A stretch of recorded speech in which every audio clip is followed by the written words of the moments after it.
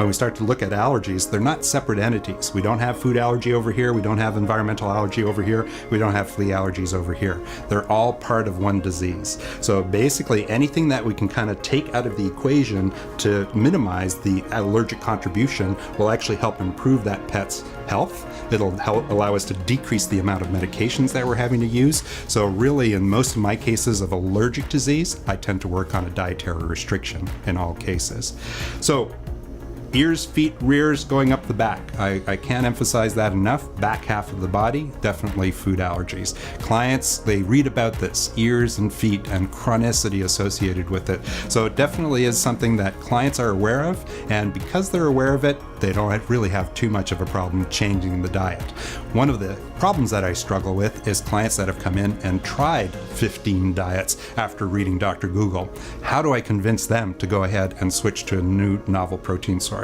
Well, that's where we're fortunate, where we have some diets, such as the RAIN clinical nutrition diets, that actually have rabbit, okay? Not a common source of commercially prepared diets. So I don't have to worry about dog's history of not having been on that particular food.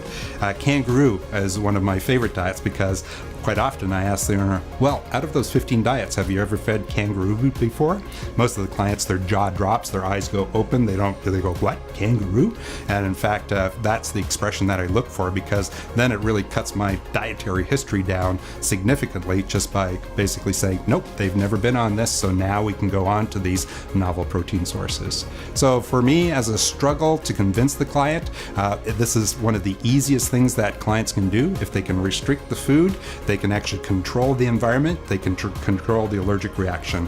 When it comes to environmental allergies, on the other hand, it's hard to control Mother Nature, because things like grasses, trees, weeds, mold spores, they're ubiquitous, they're everywhere. Owners cannot control those environments. Dust mites, for instance, cannot be gotten rid of in households. And so basically, if your patient is allergic to those particular antigens, then it's hard to control. Whereas foods, very easy to control. So for me, I explain that to the client, and usually they say, hey, let's give that a try first and see if we can kind of get rid of the food component, figure out how much of a role it's playing, and then whatever is left could be associated with environmental allergies. And of course, we've eliminated flea allergies, so that's usually not an issue.